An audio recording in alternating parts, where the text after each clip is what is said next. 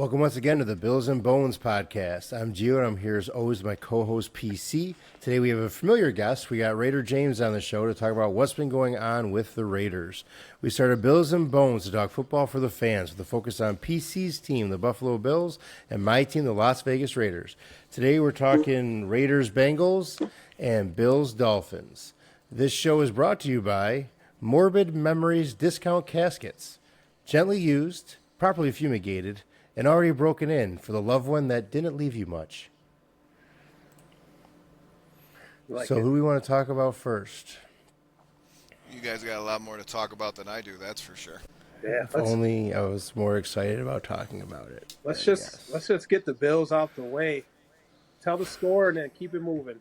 Yeah, well, that's not how it works there, Raider James. I know we're going to need a good hour to talk about your mess out there in Las Vegas, but if you want to talk Bills and get it over with quickly, I will say that, once again, another team came in and was more prepared in the first half than McDermott was.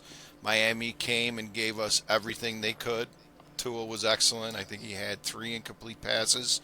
They ran the ball extremely well against a defense that typically is able to handle that type of an attack. But at the end of the day, Josh was Josh, and we had a kicker finally make a kick in this town and break a record, gentlemen. 61 yards is a Bills record. That's pretty crazy. So, shout out to Tyler We were saying Bass before the show, like at some point, it's going to be, kick it into the end zone, take the ball in the 30, and then just kick it from there now. It's going to be the new offense, Well, It's no getting way. crazy. I was. It's just getting crazy. Hey, 61 yards. Like that was like back when your dad was watching football, that idea would not even occur to somebody. That wouldn't record even kick think about was it. 63 yards forever. I mean, I don't even know what it is now. I know it's ridiculous, but yeah, especially in places like Buffalo and Chicago, and you get places that have that weather. It's unheard of. And obviously, it was a beautiful day. I don't know if you guys saw. We've been breaking some 66 yards. Justin Tucker on Ravens all through in October, 2021. 66 yards. Yeah, I mean the weather has been amazing. I like Miami actually came out that game. Wi-Fi's killing me. Yeah, I mean, obviously, I couldn't. I was at the Bengals game, so I couldn't watch the Bills game while I was there. But I'm watching the ticker and stuff, and I keep on watching. It's like, oh, wait, they're tied. Like, what's? Oh, whoa, Dolphins are ahead. What's going on? And then Bills kind of get ahead, and then they're tied again. And I was watching the scores, thinking like, I'm missing a good game while I'm watching what's happening here. Because I like what Miami did. Like they came out and they still had their quick passing game because Tua can't throw it down the field. But what they utilized, they changed it, kind of threw a little trouble to Buffalo's defense. They started using running backs. So that was a big adjustment that I've seen them make over the last few years. When they used the running backs, Buffalo didn't have an answer to it. And I feel like the only reason why Miami didn't win that game is because they turned the ball over. I love watching Monster too. I always pick him up on my fantasy team. Yeah, I use it. I think that he is underutilized and doesn't get the kind of credit that he deserves for the running back that he is. I love watching him do his thing, and he did a really good job in key moments there. The defense, when I was watching the game, when I was watching the game back. The defense for Dolphins to me was the unexpected part. I thought that they really stepped up. I mean, lots of solo tackles. They kept Miami in the game the entire time. Yeah. That touchdown in the first quarter was really important for the Dolphins. Instead of that field goal, that touchdown was, they needed, with someone like Josh Allen, because for some reason, the second half of the game, he's a different person than he was in the first half. You got to get, that first half, you got to make that first half count. You got to get those touchdowns on him. You can't settle for field goals. You got to get some points because Josh is going to come back in the fourth quarter and, put up 10 or 14 or whatever. So you got to get them early. It's like Mahomes. You need to score. If you have the ball in your hand, you need to score. You cannot give them a chance to stop you from scoring because we know that Mahomes is going to score. So you have to rack them up. It's interesting that you're saying it too because A lot of the games this year, they've had very slow starts. Arizona, Miami, Tennessee last week. I, the list goes on, and That's not just this season. That's been a 3-season thing for the Bills. They start slow in the first half. Like all the fans start looking around, like what's happening? Like I don't know how we're gonna do this. And then they come out of that locker room for the second half, and they've adjusted, and they're motivated, and they're ready to go. And they are a completely different team. Well, a lot of second fans half are looking that way because they're used to us not being 7-2 and not having we lose half of those games with the teams that we've had in the past. And yes, Josh is a huge factor in that. And having someone that you can rely on in the fourth quarter, like you guys were talking about, is such an advantage, especially if you're in a shootout. I mean, I'm looking at these Miami fans on Twitter bitching and moaning about having to play him every single year and how bad it must suck to play against him. You don't realize as a fan how much you take it for granted until someone like that isn't around anymore. And I'm really glad he's going to be here for a while. And obviously, the way that things are going, if the Bills can get those fast starts, good luck. Good luck coming back on them as they sit back. James, you know the defense Sean's going to play. If he gets a lead on you, he's going to suffocate you. He's going to make you take the short shit, and he's going to make you waste time on the clock. They get up by 2 on people in the second half. Good luck. You better have a guy like Mahomes if you're going to come back and beat us, because they're a team that's designed to get ahead, and once they do, they stay ahead. And fortunate for us, they've been able to do it this year. To me, the strength of McDermott and the reason why he's held around as your head coach is his ability to adjust for that second half. I mean, he as far as a coach, I mean, don't get me wrong, he's a lot better coach than we've had here, but I feel like the fans want to get rid of him off this year is his last year, blah, blah, blah. But the way that he can rally a team and the way that he can look at, what's been going on this first half and let's make these different changes and let's change our matchups, a little bit, whatever it is what propels, the Bills to continue to win here recently. Maybe not way back when, but recently. Well, he made a key adjustment in the second half, which completely changed Miami's offense. Like, Miami was running that trap up the middle. It was killing Buffalo, and he completely took that away the second half. So then they had to go back to their short, intermediate passing game, and it was tough. They couldn't move the ball as efficiently as they did before. And, that changed the dynamics of the game.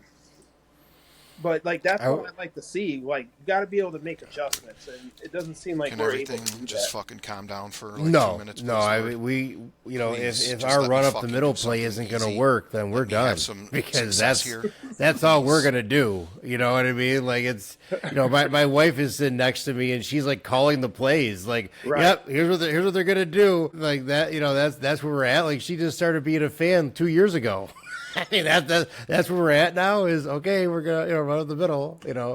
It's I don't know. I love how Cook has stepped up for the Bills. For some reason, I've always been a fan of running backs. Man, to me, like it's a fearless position. I mean, usually you're the smaller guy out there, and you're running into the fire to somehow break out. I mean, every time you run, you're running into a cloud of very big men that want to hurt you. To me, it's a really cool position. And when you find those amazing running backs, it's great watching them. It's great watching, James Cook work. It's great watching, Ray Davis work, for the Bills. I like watching our Madison work, even though he's, not working as well as he could.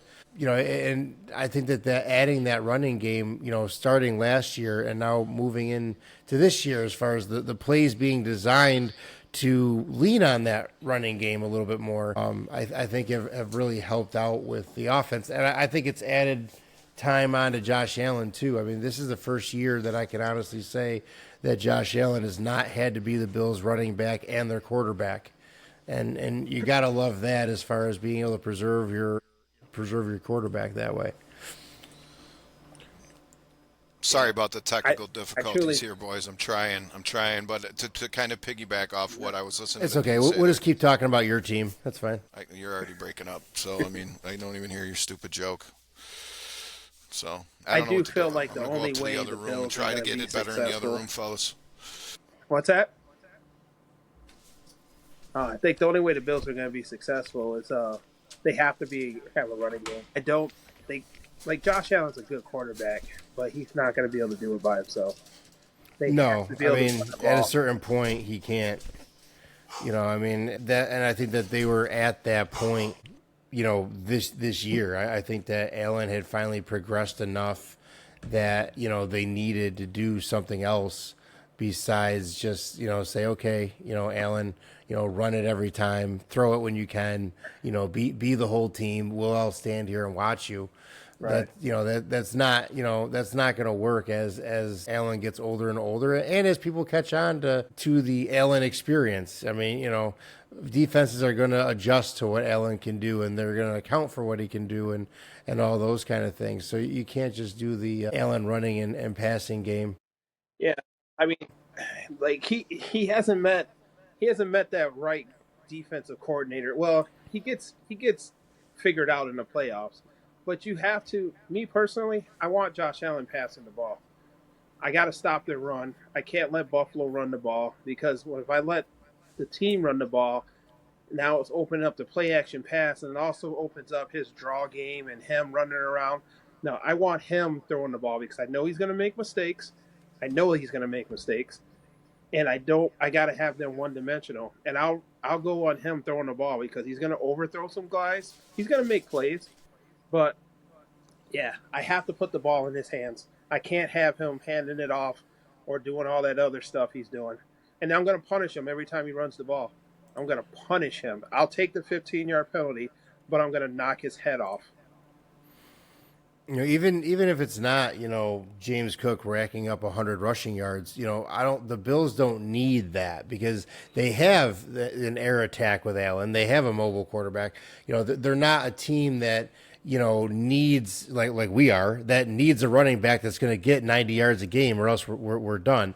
Those 40 yards that he gets or those 60 yards that he gets, that's enough to take some pressure off Allen and more importantly to have that defense worried about that run game. I mean that's what Allen has needed. Allen has needed a defense instead of just setting up for him every single time. He's needed a defense to be worried about that run game as well. And I think that's been a big addition this year is now they got to worry about the air attack from Allen. They got to worry about Allen running, and they got to worry about Cook or Davis, coming up with a whole bunch of yards. It's really kind of added to the offense, being a scary thing. What do you think about your team? Well, obviously I heard bits and pieces of what James was saying, but it's funny when people always say that, oh, I'm going to punish him every single time. Try. Guess what he does, James? You've seen it.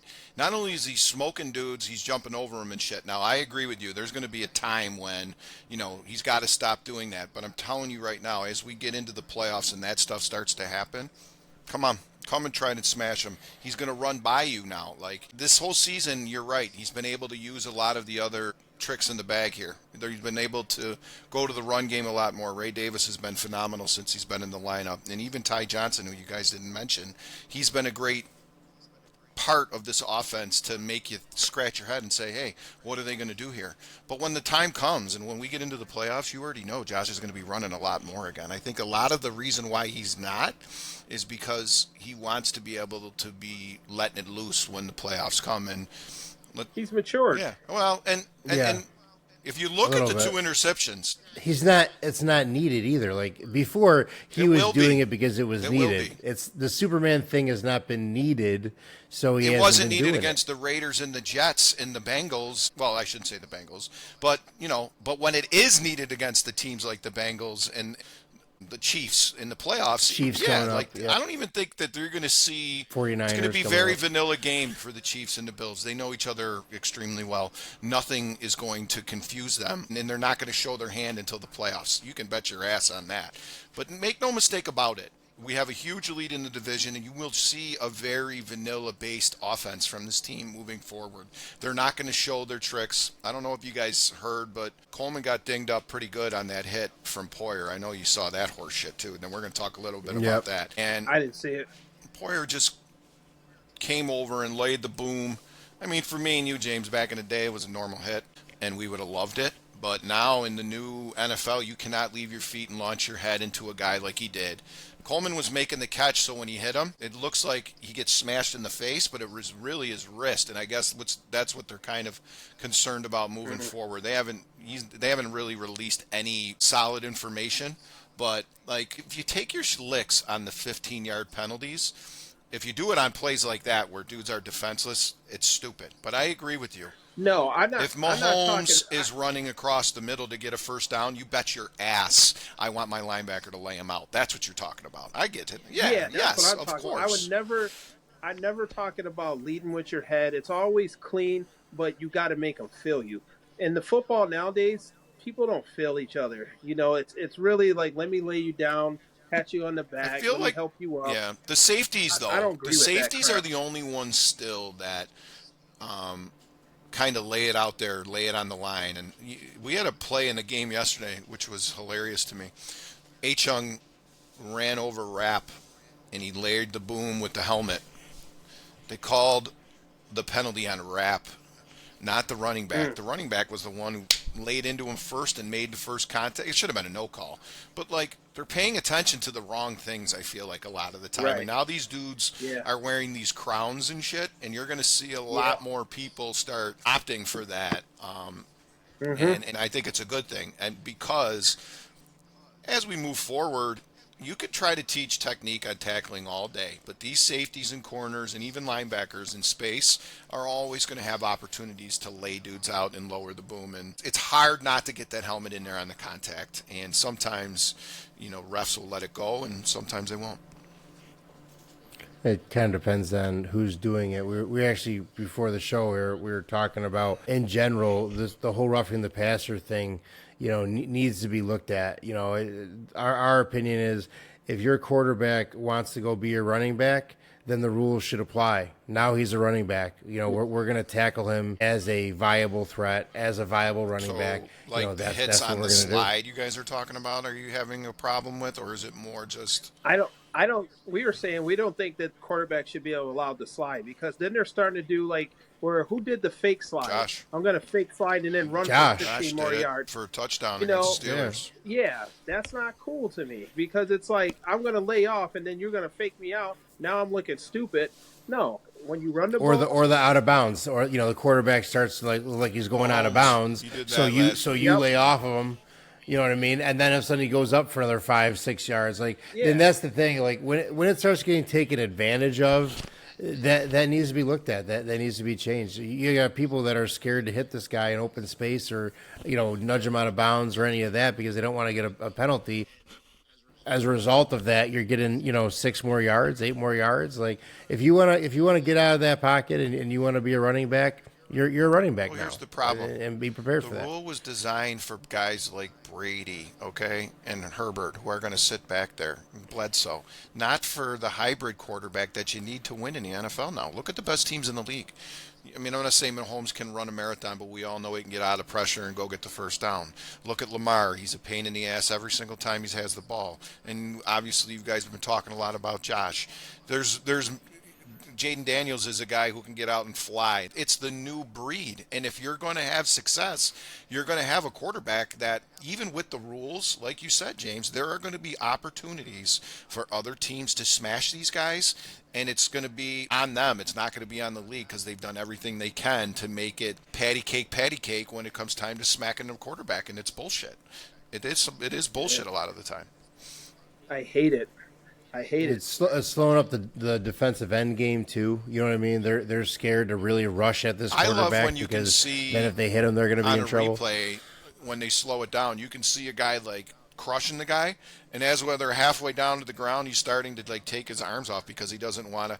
Like back in the day, those were the sacks you freaking dreamt of, where you could bury him into the ground. Like I don't know, like obviously this is $1 billion business that we're talking about, gentlemen. There's so much money on the line that plays a big part in it. But at the end of the day, they're going to have to figure something out because the hybrid quarterback is coming up, and a lot of them are, geared to get the extra yard if they have to. Exactly. So it's like, what do you do? Like I'm a D tackle, but like Josh Allen's the size of a middle linebacker. So it's like he can run you over, but I'm kind of coming at him like I can't hit him too hard, and then I get ran over, and I'm on ESPN looking stupid because I went half stepping. I'm not with that. I'm not with that. No. And a lot of it's funny too because guys like Crosby and guys like Hutchinson and guys that are well known in the league for rushing the quarterback, your Watts, right, Bosa, those dudes get away with shit that other dudes don't get away with, and it's funny like how there is a hierarchy in who's allowed to do what. And if you had a guy like Nick Bosa bury, let's say, I don't know, your scrubby quarterbacks or some guys that are playing, I was praying for it to happen to Minshew the whole game. They're not going to call a penalty. Somebody get him. But they're not going to call a penalty as quickly as they're going to call one if Mahomes he got destroyed. Yeah, he did. Minshew got destroyed on the he same did, type but he got up. But that's the problem. He got up. But they called the penalty on Burrow, and Minshew just had to get up and be like, "Hey, on to the next play."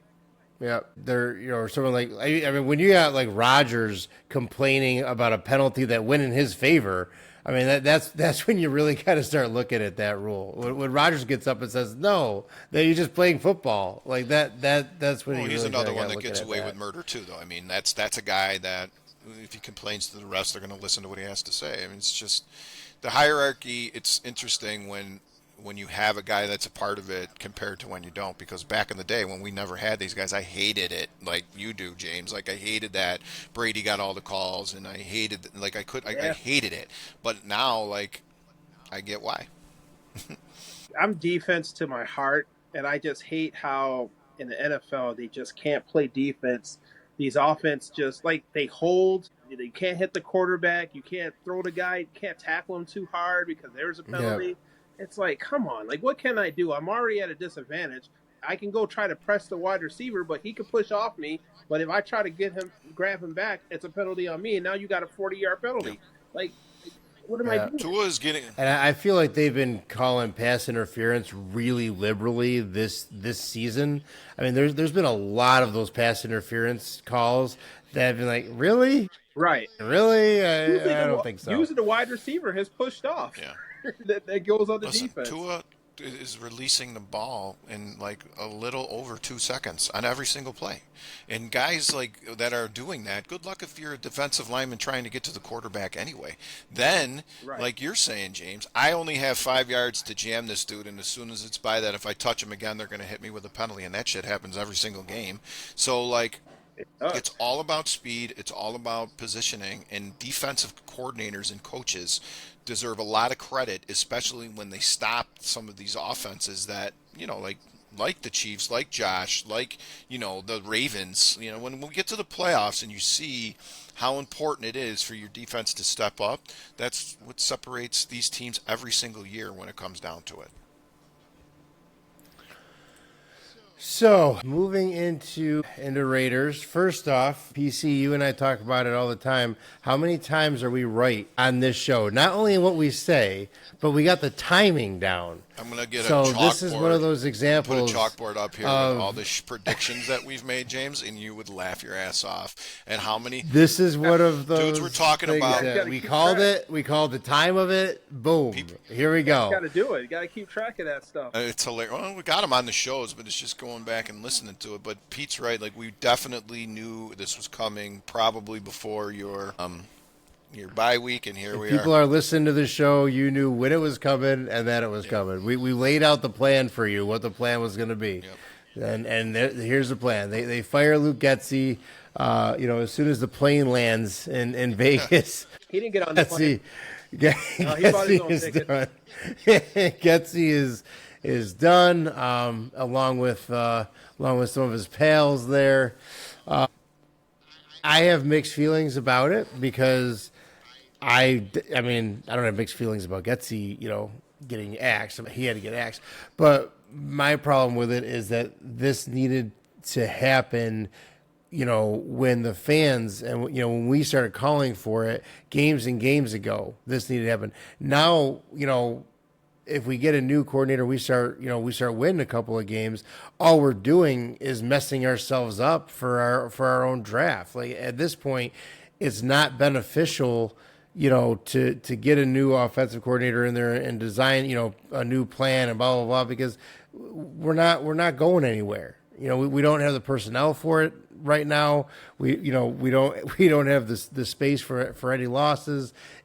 All it's going to be doing is kicking us out of that hunt. So if we look at our hunt here, so in our hunt that we care about, we have a whole bunch of these, 2-7 teams that we need some people to start getting some wins here to help us out. But the two that I worry about are Carolina and Cleveland. If our goal is a quarterback, the fact that these two teams are choosing right before us is not helping us out in a draft. I'm not worried about England, I'm not worried about Jacksonville, not worried about the Saints as far as a quarterback sort of selection.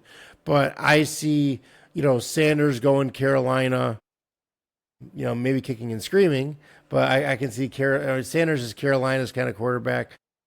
And I can see Cam Ward, who, would be one of my picks. I can see him going Cleveland.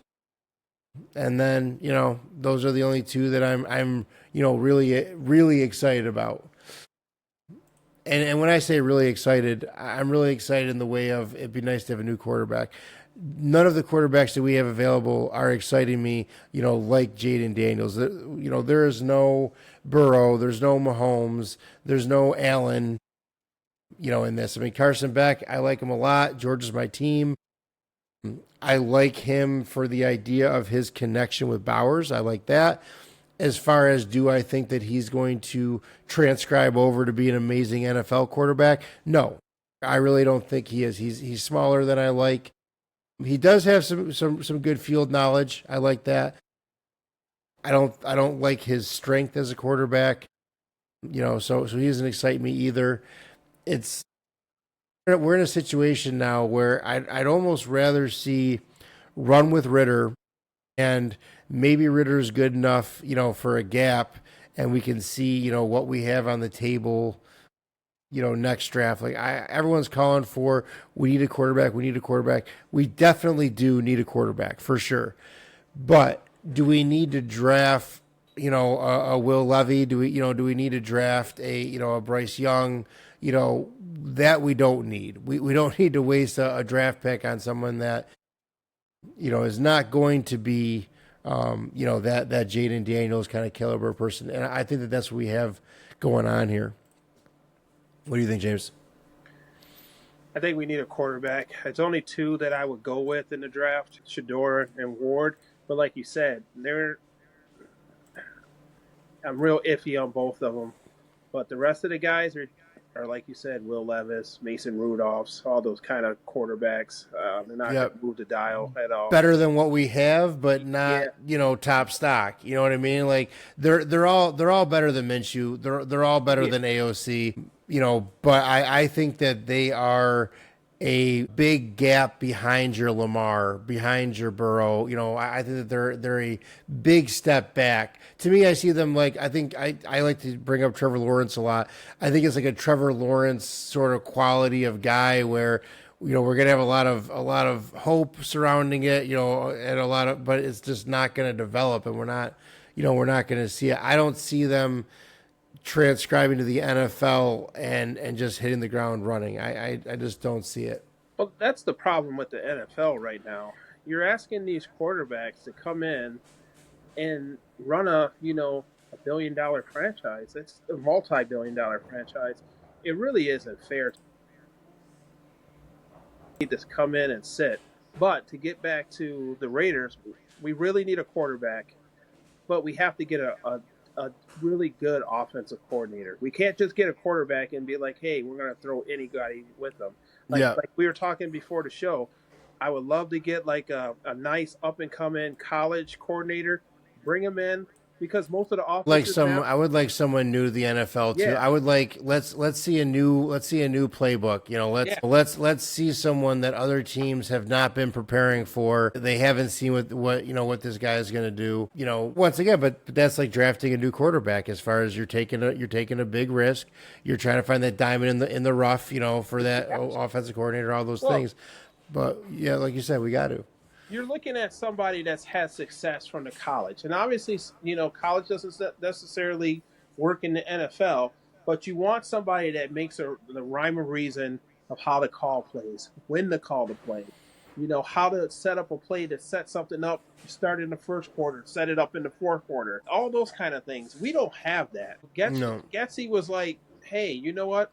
Whatever's on the Madden playlist, I'm just going to run that for the first 7 plays. That'll work, and then I'll maybe run it in reverse the next set of plays, and then I'll just pick a play on my play sheet. Like, no, we need rhyme or reason, but we have to pair the offensive coordinator with the type of quarterback that's going to run the system well. Yep. We also have to have a line. We have to have a running back. We need wide receivers. We need everything. Yeah, we need an entire rebuild. I mean, we're going to have Scott Turner in the interim. He's been an assistant coach with Vikings, with Browns, with Panthers. He was an offensive coordinator for Washington. His 3 years there, not really impressive. He went 7-9, 7-10, 8-8. Didn't have a quarterback. But yeah, the Commanders were also not very impressive from as well. So he's going to be our interim. Right now he's our pass game coordinator. We'll see what he does. We were talking about we don't really want to retread the names that people are already throwing out there that I've seen that have any kind of push behind them are Frank Smith from Dolphins, which we mentioned him. Beginning, when we took Getsy, he was mentioned. Eric Bieniemy, he was also mentioned. We talked about him on this show. Actually, I liked him over Getsy. The Raiders won't hire him because of his past. That's why I think he didn't get hired. They're really big on because I feel like somebody lost their daughter. Like a coach in the past had a daughter that died from, spousal abuse and Raiders would never do it. That's why he didn't get hired.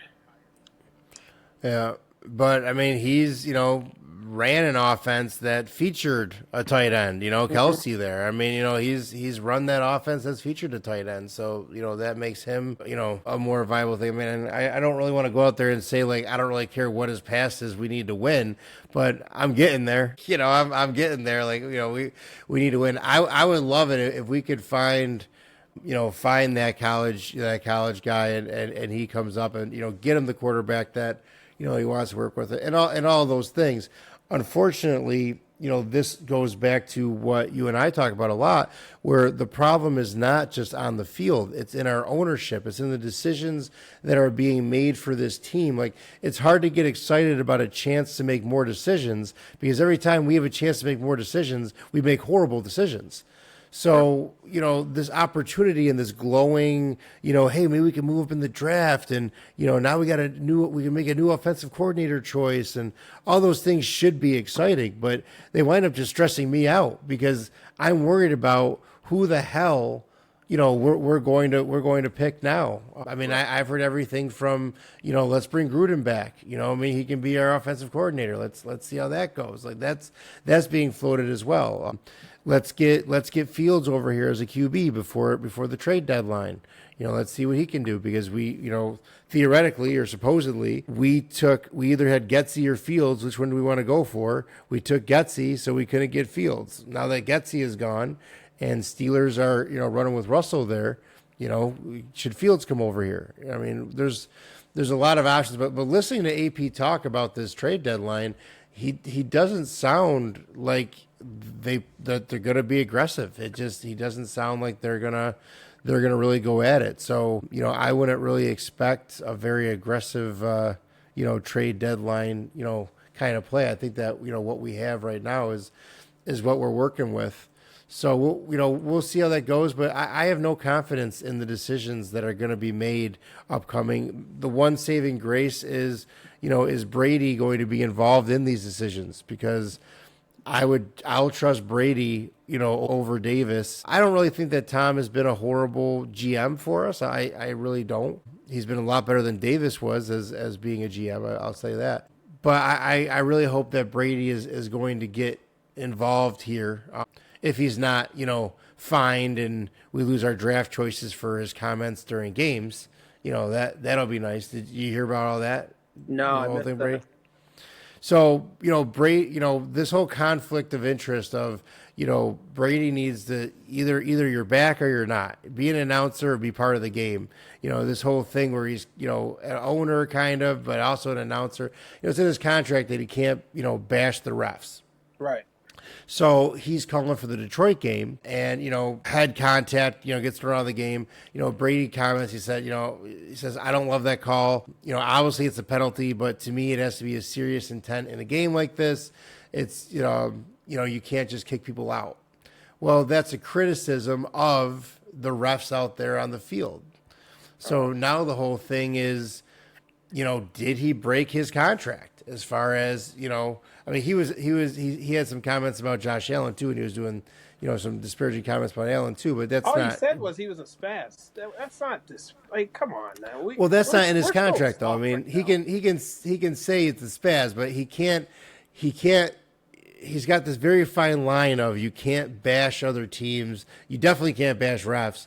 So the question now is there going to be a backlash from his comments about talking about, the refs and everything else? And what are those going to be? Is that going to be a fine on him? I mean, owners can cost their team draft picks and, they can get their teams fined and they can do all those kind of things. So, the question is going to be, and I don't think Brady is going to be able to shut his mouth season after season of not saying those kind of things. I don't think he's going to do it. He's got to commit. Like, come over here and be our GM. Give up on this whole freaking announcing thing. I'm sure he loves it and everything else, but like, commit, man. Come be our GM and stop trying to toe that line. Because as soon as I heard that, I was going through the reports this morning. Obviously, like I said, I didn't watch that game because I was at Cincinnati and driving home for 8 hours or whatever it was. But, as soon as I was reading through that, like, what are you doing, man? You're going to, at least hopefully he as an individual gets fined and you don't rack up fines for our teams. But, if Davis, they went to a press conference with Davis and Davis said all these refs suck, we're going to feel that. So we got to watch out for that with Brady too. I guess quickly we can go over the game before we get into more things about Raiders' future here. I was at the game. To me, the highlight of the game was in the stands. I was sitting in one row. I was in the Raiders section in the hundreds, and then there was a Raider guy in front of me, and then in front of him were some Bengals guys, and there was like this older Bengals guy, and he said, "I love to bring my kid to all these Bengals games." He said, "But I don't bring my kid to a game whenever we play the Raiders." He said the Raiders fans, they swear too much, so he goes, it really sucks for me because I can't bring my kid. And he's talking to the Raiders fan. And the Raider goes, fuck you. I was like, ah. Thank you, sir. Thank you. Like, I wanted to buy you that $15 beer now, but he listened to the whole guy explain the whole thing, and then it was fuck you. And the guy just turned around and just watched the whole rest of the game, just facing forward. But you and I were talking before the show. Our team is so bad that I have nothing to say in the stands. I mean, even if your team is good and you're presently losing that game, you still can go, kind of back and forth and talk that shit, blah, blah, blah. But our team is so bad that I just either sat there or stood there and I didn't say a word the entire game. Yeah. What am I going to say? Meanwhile, they have to, who day, oh, no, at Cincinnati. I don't know if you've ever been in their stadium, but that's actually a pretty cool, cheer. Not when it happens 5 times. Back in the day, Cleveland or Cincinnati stuff there, James. Like yeah. And who they think they're gonna beat them Bengals in the jungle? Who that? Who they think they're gonna beat? Nobody. Yeah. Corny. And hearing that, 5 times a game, that gets old. But what are you gonna say? You got nothing to say. So to me, the highlight was, sitting with other Raiders fans, listening to them at the same grumbles. We traveled very well to that Bengals game. There were a ton of Raiders fans. You heard Raiders chants in the Bengals stadium. There were enough fans there that you heard the Raiders. I mean, like, you heard it. There were enough there. And I'm watching all these Raiders fans here, and I'm thinking, like, this is how much this franchise is loved, and we have to watch this product that you've put out on the field. Like, you've completely disrespected your entire fan base to the point that as a Raiders guy, we have nothing to say anymore. I can't even go talk my shit at a game because I just don't even feel right about it. Like, I just don't. Like, it's. I was thinking we were talking about, like, going to a home game at Vegas, how expensive that is. Honestly, sitting in the Raiders section, at a Bengals game, is probably more of a home feeling than I would have at Vegas. I mean, the turnout that we had at a Bengals game for Raiders versus Bengals fans is probably the same that I would have if I went to a Vegas game. It'd be the same turnout. Like, you're sitting in, Pittsburgh is a big one. When I go to those games, you're sitting in their stadium with, the bright yellow seats, and, their fans live and die for this team. And, you are definitely a guest at that house. And we gave up all of that culture of the Raiders, to move to Vegas and produce this horrible quality team. I mean, we've lost our home. We've lost our reputation. We've lost our vibe that we had, our spirit that we had. Like, it's all been taken away from this fan base. And it's really difficult. I was glad that this was my, I go to 2 a season, so I was glad this was my second one, and I don't have to watch that. I mean, did I have fun being at a football game? Of course, you're gonna have fun being at a football game. But it was rough. The watching it on the field was the same vibes that you got watching it on TV. Was the same thing. Bengals fans start feeling bad for us. Like they're like, I'm sorry that's happening to you right now. Like, I don't. You'll never have that problem in Buffalo. I promise you that. It was bad. And then, like, when we saw Minshew on the sideline with his helmet on, like, we're like, oh, they're gonna put Ritter in. They're gonna put Ritter in. Oh my God. So like I'm talking to one of the Raiders fans. I'm like, enjoy this 20 seconds because right now we have hope. It's about to be over. He's about to go out there and it's about to be over. But right now, before he goes on that field, we have hope because Ritter is somehow going to save everything. And then, of course, we watched that. Talking about Ritter, what did you think? What did you think about Ritter? What I expected, obviously he's only been there 10 days. So, I mean, how much of the playbook are you going to pick up? And his O-line's out. Yeah, the whole O-line was out. Doesn't have a run game. The defense is playing pretty much prevent, so you can use up the clock and make you, throw short. But, he is what he is. He's athletic. He's inaccurate. Yeah, it was exactly what I expected. Nothing more, nothing less. I mean, I liked the pace that he was setting. The fast pace was nice. The quick little short passes I think is something that we need with the personnel that we have.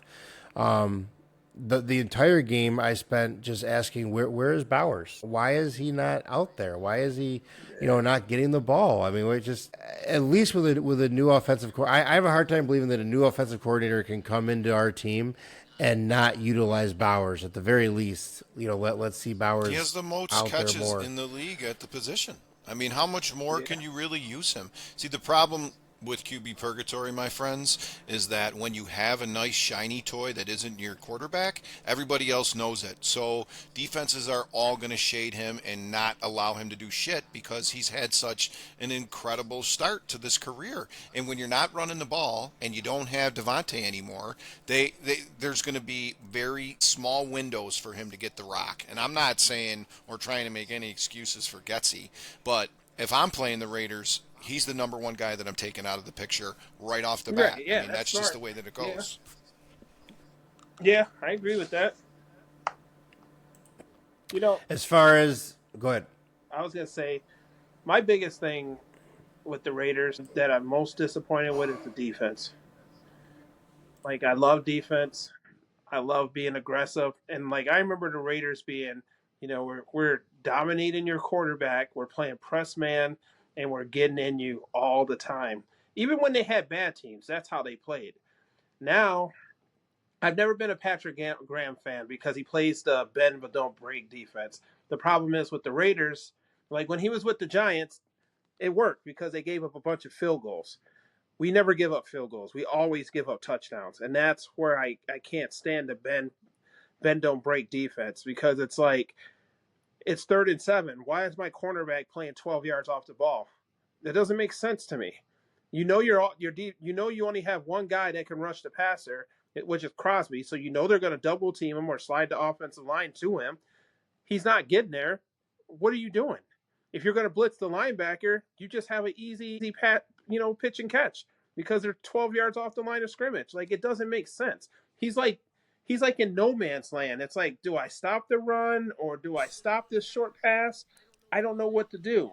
And I can't stand it. It's every single year. I've been watching a lot this year, James, and I will say this. They are off at that position on the corner for sure. But in the beginning of the season, obviously it's your team. I didn't know what the expectations are. It seemed like that they were the only thing that were worth watching. They were the only unit. That was the expectation. They were the only. Well, at least our defense is the best it's getting been. any respect that looked like they were having any fun. And I feel like after the Chiefs game a couple weeks ago, and some of the really disappointing losses that they had, and watching that quarterback just disintegrate and all of the bullshit happen with Devontae, I feel like the defense was finally, it looked like they were going to go out there and do what they needed to do. But I agree with you; they're just giving up way too many points. Way too many points. Yeah, but you're right. Too many points. They can't stop the run. When you can't stop the run, now you can pass. It's like, what are we doing? Like, everyone talks about how great Patrick Graham is. He's not the guy. And I'm going to say this, and this is not popular for a lot of Raiders fans. Max Crosby is overrated. I'm going to say this, and I've been saying this since he's been in the league. I'll tell you why. Maybe overrated is not the right thing, but I'm going to call him overrated. Is because he plays he's very selfish. He thinks he can make these plays by, like, playing outside the parameters of the defense. But he usually, because he's flying up the field, he's given those natural lanes and people are coming right up underneath him and exposing the rest of the defense. I hate that. Does he go too wide, James, or is he over pursuing? He's going too far. Like, so he plays a wide 9 most of the time. And instead of him, like, obviously I'm not in their room, so I'm not sure what necessarily his responsibility is, but defensive ends, you got to set an edge. Yeah. So you got to be able to make sure no one's outside of you. He's always flying up the field recklessly, and what happens is the quarterback steps up. Now he's running, and that linebacker that's supposed to be in coverage has to come up so he doesn't get the first down, and then they're just dumping it over their head to a running back or to the wide receiver that he just moved out of his zone. And a lot of times that's Crosby's side. Another thing about Crosby is that he's a great stats guy. I kind of put him on like the James Harden kind of player. Gets all the stats, but doesn't really do anything with those stats. James Harden's a basketball player, Pete. I don't know if you know that. James Harden, the basketball player. Like, he averaged, 35 points a game, but his team won like 14 games. Yeah. It's like, cool. You got 14 sacks, but your team is 2-7. Okay, cool. What are you doing for me? Like, he's just compromising the defense. And once you're not doing what you're supposed to do, other people are looking at it, well, I can go rogue too. So now I'm not going to play my lane integrity. Now the defense, that's why you see these huge gaps when they're running the ball right up the middle on them, because no one's playing their assignment football. You got to play together. You're only as good as the next man to you. I don't care if you're a superstar. I don't care if you want to be all pro.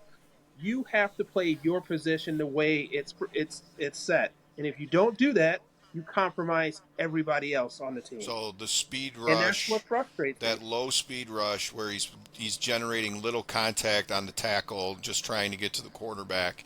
He's not containing the edge. He's useless against the No. run. And in the screen game, they probably take advantage of that. You probably guys Yep. get a lot of screens on you, right? And they're probably to his side. I mean, I would assume those would be the types of things that defense or offenses are going to do when you got a guy like that, right? I mean, I would. Yeah, and they'll do that. And like he'll make his occasional plays in the games. Like I like Crosby. I just don't think he's as good as he thinks he is. And I think because he works very hard, he's probably maximized his talent and they look at him as like, all right, this dude comes in and he works his ass off. So we're not going to really question what he does, but he's selling the rest of the team out when he's doing this. And that's what frustrates me because you can't, like he's always talk about, like Pierce, no one's bigger than the shield. You can't be bigger than the defense. You got to do your part. Well, like, every time I tell my kids, do your job. That's it. Nobody else's. Do your job. I'll teach you what your job is. You do that every play. We all do our jobs. We're dominant. But you can't have somebody going rogue. And then someone like a Mahomes or someone like a Burrow, Yep. they're seeing that, they're watching that, they know what's coming, they know what he's going to be leaving open. Yeah. So that's when those little scramble, little tosses wind up coming into play there. It happens so often, and it frustrates me. And it's like, especially when you're not producing sacks every game. It's not Right. like we're seeing Crosby with one with a sack or two sacks every game or something. I mean, like that. He was pretty silent. Besides, the one hit he got. Well, yeah, if you leave the line, 4 seconds early, then yeah, you can lay him out. Like, It's yeah, funny, but James. I mean, he was pretty quiet that whole Your game. entire discussion about Crosby is one of my father's best friends. I will leave his name out of this. That was his complaint with Bruce Smith, was that it was all about Bruce. It wasn't about everybody else. It was all about him and doing what he needed to do and get his sacks. And yes, the dude was an amazing player and extremely dominant. And there were and he played on a defense that was loaded too. Let's not forget, Max Crosby doesn't have the talent around him that Bruce did. But a lot of Right. a lot of people's complaints with him were that it was more to look at me type of a guy than a do your job type of a guy. But see, this is the difference between Bruce Smith and Max Crosby. It didn't matter if Bruce Smith was getting double team, triple team, he was coming. And that's like Max Crosby, you can double team him, you take him out the game. And I'm not saying like it's tough. These are grown men going, I'm not saying like you should be, able to beat a double team all the time. But there's a difference. There's a difference between There are guys that have. That's what you're saying. I mean, there are guys that have. Yeah, there's just if a you're difference. great, then you're going to do that kind of thing. You're right. Exactly. Yeah, I mean, Watt is double teamed every game. Exactly. and he gets managed there. to do his thing. Yeah, And look at thing with Watt. He calls that fumble on the goal line. He didn't get the sack. He didn't get any sacks, and they were talking about how the Raiders line held him in check.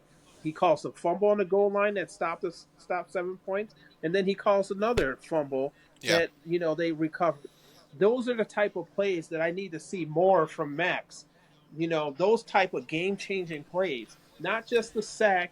Well, I feel that's what Wilkerson was going to do for us, and then he gets injured. Like Right. I felt like he was going to be He's garbage that anyway. kind of He was player. overrated. You know There's what I an mean overrated for us, dude, James. but Right you know, there. we haven't gotten to That see dude it. Yeah, right there. I think Wilkins is overrated too. But not having Coots hurt too, because Coots was that speed rusher where you couldn't double team. I liked him. Couldn't double team everyone across the line, and that would have helped. But like we have injuries. We have a lot of injuries on all levels of the defense. Everybody, man. So Everybody.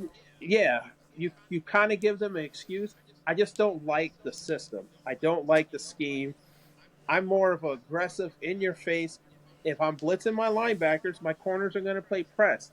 You're going to beat me sometime. Maybe, but I'm getting to your quarterback and I'm punishing them. That's what I want to see from the Raiders. I don't want to see this. I'm going to blitz my linebacker, but my cornerback 12 yards off.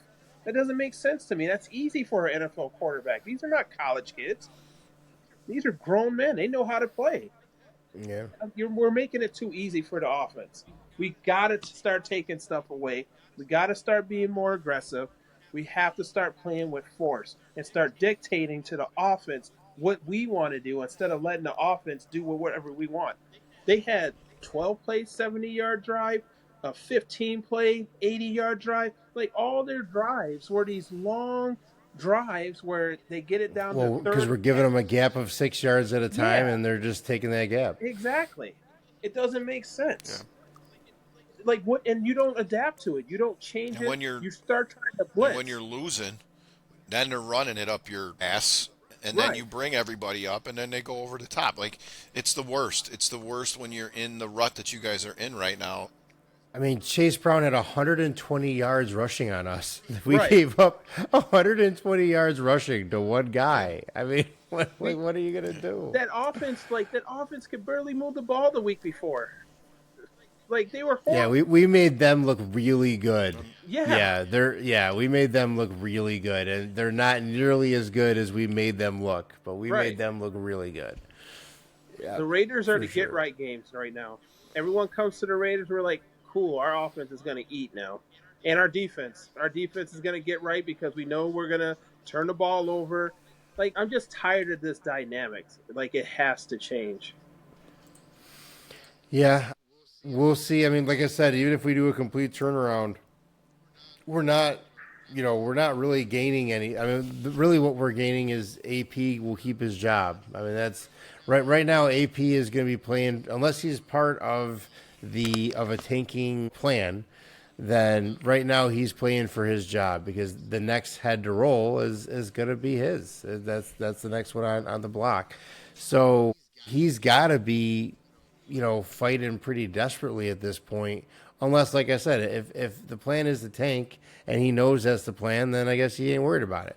But if this is an actual, prove it kind of contract, then he is way behind on trying to prove something. I mean, they would need that kind of a turn because he can, up until this point, he can blame every game on Getsy. But moving forward now, you can't. And as a head coach, eventually it's got to come back to your head coach as far as you are the head coach. It is your job to fix it. It is your job to right the ship. You can't just, pawn it off on anybody else. Your players have got to want to play for you too. I'm watching them out there. Like one of the things about being at a game compared to TV that I like is you can take in the whole picture of a game. You can take in what's going on the sidelines for both teams. You can watch all those little conversations that are going on. Who's talking to who, and especially when you're losing 24-41, you got plenty of time to look at the bench and just watch that instead. And watching these guys play, those conversations that you think should have happened or you would expect to happen are not happening. They're just sitting on the bench. They don't quite got the towels over their head yet, but they're just sitting on the bench and watching the game. Like our defense, they're not scrambling around to everybody on the defense and talking to this guy and that guy and hyping them up, and that kind of thing is not happening anymore. They go do their thing. They look ridiculous, and they come back and sit down and wait to go do their thing again. The players are not having fun, and we don't have that team. We don't have that trust. The defense, it doesn't matter what they do because our offense is about to go out there and it's going to be embarrassing. Every game we are good for one amazing play that should really excite you and make a big difference. And on this one it was Jack Jones pick six. Like that late in the game especially, that should be a huge moment for us. Like we should be, cheering and everything else.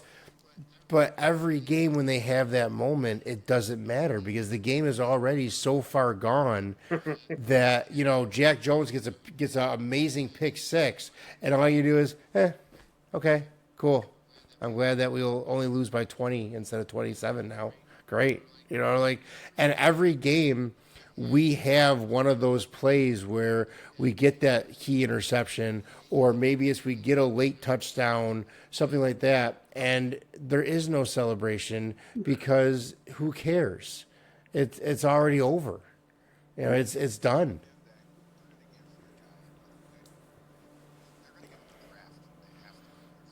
They did.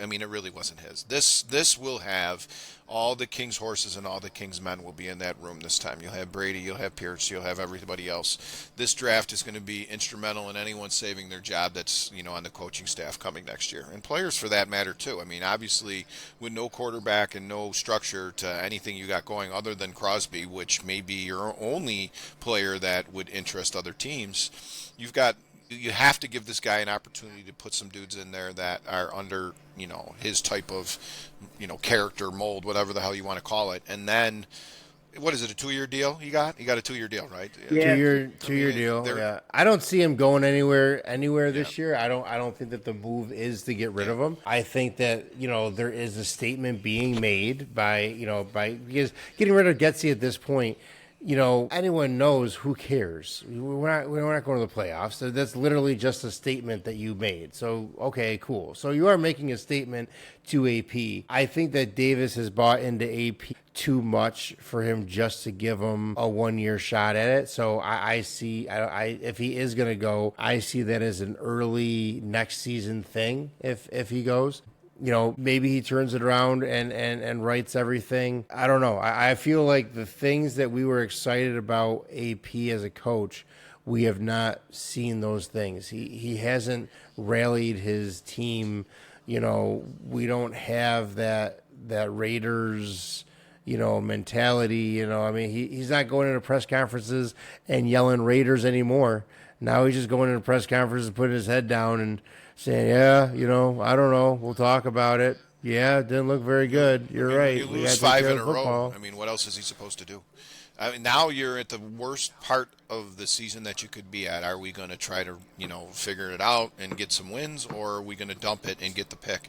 And, I mean, if any owner was about to say, hey, let's just dump it, it would be yours. And God bless you if you do, because I don't see that working out for anybody in any situation. And we don't really even have players that kind of try out for the rest of this season to see, where they're at. We don't have that kind of depth where it matters. We got Spillane on. He's going to be on free agency. We got Diablo. He's going to be on free agency. Those are some big decisions. Spillane? Diablo. I was gonna say, yeah, Diablo. I could see. Diablo's gotten better recently. At least his name's being called for doing something, but he has a hard time tackling. Yeah, for sure. Because he's a he's a smaller guy out there too. Yeah, he's fast. He can cover decently, but he doesn't. Yep. He doesn't play with force, and we need a linebacker that can play with force. But we got to make decisions on Diablo, Hobbs, Epps, Spillane. I think we got to make a decision on Wilson, Kuntz. We have a lot of big decisions coming up, that are going to dictate where this team is going to be, in 3 years from now. And the history has been that we don't navigate these decisions well. Feel like I don't know. Your young guys will be playing a lot over the next couple of weeks. I think, if they want to be a part of the future, and obviously the guys that were drafted by this administration, I mean, now's the time to shine. You're going to get your shot. All the other guys in front of you who have been gone or terrible. I mean, let's give the new guys a shot. If we lose, at least we went down trying, and these are the people we're stuck with. We can dump, the Diablos and guys like that, but we're stuck with these rookies and these second-year guys who, we got to give a shot now. So, again, once you guys get out of this QB purgatory, these conversations don't exist anymore. But this draft coming up is going to be crucial for whatever's going to happen in the future, especially, considering with Brady being there, they're really going to be firing for that quarterback. And not that it has anything to do with their season. I would just like to point out that Carr has now gotten 5 coaches fired. So for you Carr people, I can't stand Carr. That's worse than you right now. He's got 5 fired. 7. They've lost 7 in a row. That's the team that I think you guys will be battling for. That final pick will be Carolina, the Saints, who play each other, and then Cleveland. So those are who you got to be watching out for. Well, Carolina just beat the Saints by 1 point. And there you go. And they beat you too, right? So they got 2 wins. Yeah. And Yeah. so you want, if you're tied with them, you guys are in business. That's where you want to be. So So looking at coming up here, your schedule is getting a little bit interesting there over there in Bills country here. Colts should be I don't see you being worried about well, their Colts. defense is good and they can run it. So that was an issue this week. So I mean, that's all they can do with Flacco in there. I'm not too concerned with him. And looking at the Chiefs schedule, honestly, I think that the the biggest hindrance to them going undefeated is that game on November 17th. I mean, if you look at the Chiefs schedule, Bills are the titan to maybe take them down at this point, because I don't know who else is going to do it. So that November 17th game, I think, is going to be huge. I think that Chiefs go into that game undefeated, and if they come out of that game undefeated, I don't know who's going to catch them, Nobody. because schedule They've wise, got and they'll Bills have are head to it. head with us and the Ravens. So I'm not even thinking about them yet and I'm certainly not thinking about any of the playoff shit yet. Beat the Colts, get healthy. It'll be great to have everybody back in the lineup when we play against the Chiefs. Then you get the bye week during Thanksgiving, which we haven't had in years. Every year, 4 of the last 5 years, we're playing on Thanksgiving Day, which as a fan is cool once in a while. But I mean, Jesus Christ, It gets a little oh old. my Yeah. God. So no, I'm so glad that I can actually eat now. yeah, it's cool. So like, To see the Bills. no, no, please. I mean, you haven't been able to eat for 5 weeks puking after watching your team, so I don't even want to hear it. But, I mean, jokes aside, get to the bye week, you get 8 wins, well, 9 wins if you can pull it off against the Chiefs. That'd be fantastic. The division is so garbage right now. We have a 4-game lead on everyone at least, so we have 7 wins. The whole division has 7 wins. We should win the East, no doubt about it, and then That start. That's that crazy, right? I mean, That's pretty I mean, crazy. New that's England didn't even terrible. do that to our division. You know, you'd be a sneaky good Jets team, or we'd be sniffing around second place, but never like this, where it's just been an absolute disaster. And we haven't even played the Pats yet, and they only got 2 wins. So, I mean, we're in good. Then of course you got 49ers coming up, which they're one of those teams that, That's a they come out of nowhere and they get you. I mean, on paper you're saying, Bills have got this, but 49ers they're one of those teams. And the other team I feel that way is Lions. That's coming up too, is Lions can come out of nowhere and bite you a little bit too. the best But team in football right now, brother. If you have been watching, Yeah. there are absolutely destroying teams. You know, it's funny too because yesterday was the first time they played an outdoor game all season, November freaking 3rd, and everybody was like, "Oh, they're going to go to Green Bay. It's going to be raining and it's going to be da da da." They whooped their ass from start to finish, and they yep. made Love look terrible. They're the most dangerous team in the NFL. I think that they would love another shot at the Chiefs, but we'll see when if that happens. I mean, we might have a little bit to say about that, but I don't really see anybody in the NFC that can contest with them right now.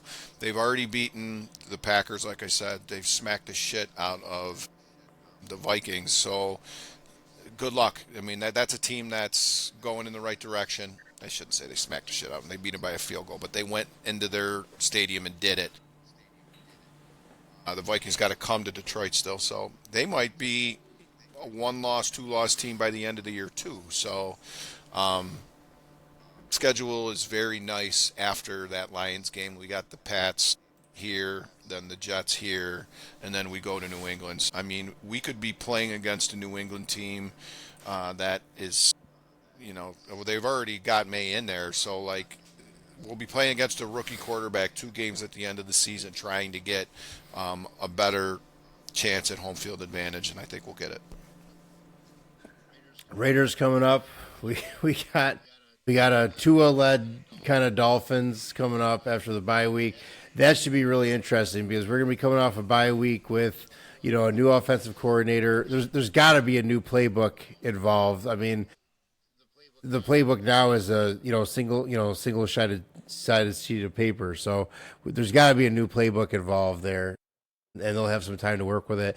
I think that we see Ritter. People are saying Minshew. I don't know. I could definitely see Ritter, Ritter running out of that tunnel.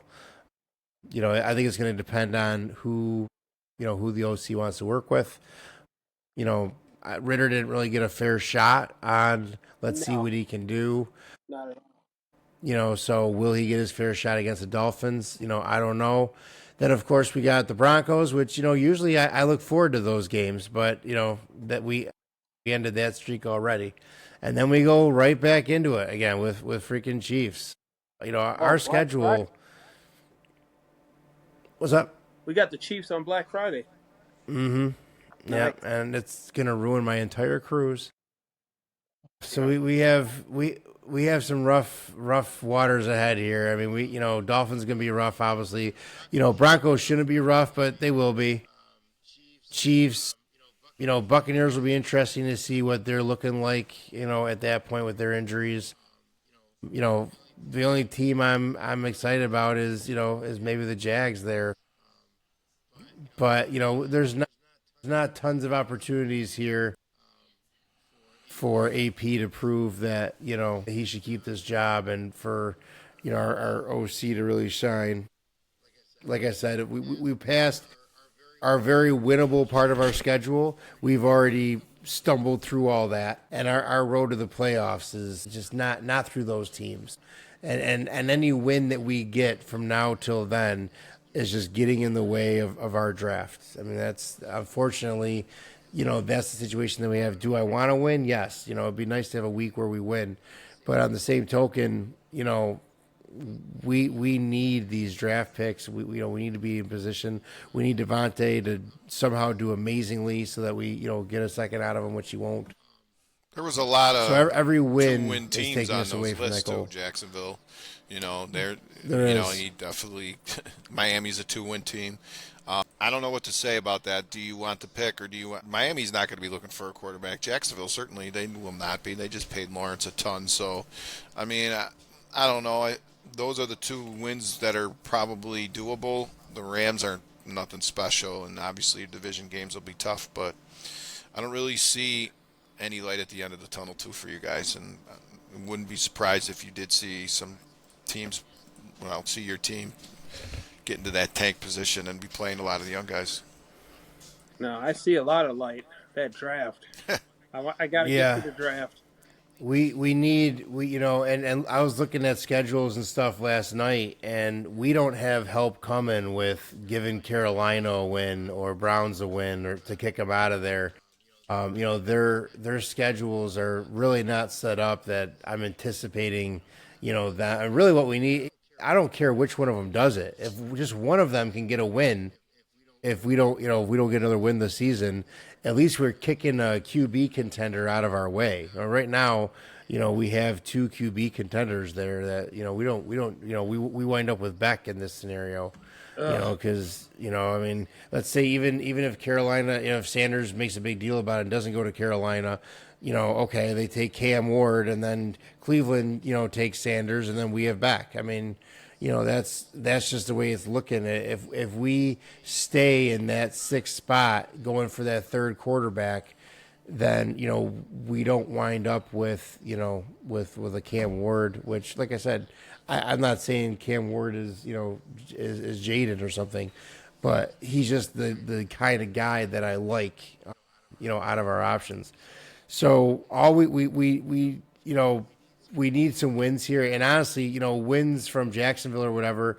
Do we move up? Yeah, but as long as these two are moving up ahead of us, then it doesn't help us. If it winds up Carolina first, Cleveland second, us third, that still doesn't help us. We need one of them to get knocked out of that contention, or obviously pick up the phone and get the Saints pick or something like that maybe. But we need one of those two teams to get out of our way. I think you let Cleveland pick. They've had a real good success over the last franchise history of having one good. Who cares if they're ahead of you? They always pick an asshole anyway. So you might be okay if they end up winning or if they end up getting ahead of you in that spot. Well, thank you all for joining us. Raiders have a bye week, so I'll be on next week talking about, some news, and hopefully we got some, some good signs and some news to talk about. And then, of course, we'll talk about how the Bills went. James, thanks for coming on the show. It's always nice having you Always on. a pleasure, James. Yeah, I really like what you bring to breaking down defenses and stuff for us too. I really like having that on the show. So thanks for coming out. And we'll definitely have you on again. Love defense. Love defense too, baby. Love talking defense with someone who actually knows what they're talking about, baby. It's great. I could talk that stuff all day. Same. Love it. So thanks for joining us. Make sure you check out our other shows. We are on YouTube. We are on everywhere that you get your podcast. Give us a like. Let us know that you're listening, and keep on letting us predict what's going to go on for you. Yeah. Any quick predictions before we're gone here? What's going to happen next week at the Bills game? Any of you guys have anything? Don't say anything stupid.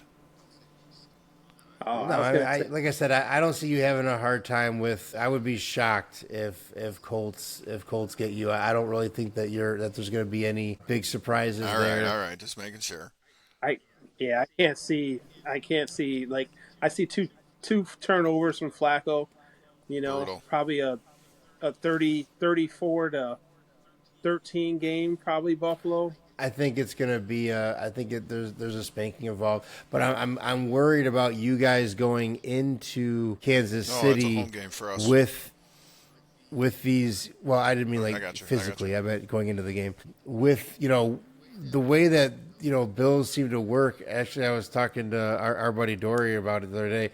It's like.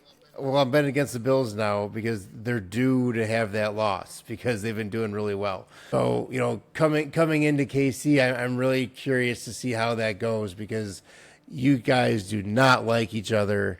And KC has got to be looking at the schedule thinking, we take care of Bills and we're undefeated.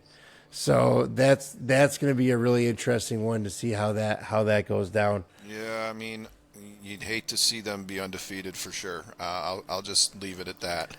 Yeah. But yeah, I mean, obviously very excited and hope that Indy was a trip that I was supposed to go on, but now I didn't get to go because of the stupid injury. But I think Pops and my brother are going to be going, so they'll be having a good time down there. So maybe there's share some stories. Definitely loved the Indy trip when they were in the division. So hopefully everything turns out great. Awesome. Have a great night, everybody. All right.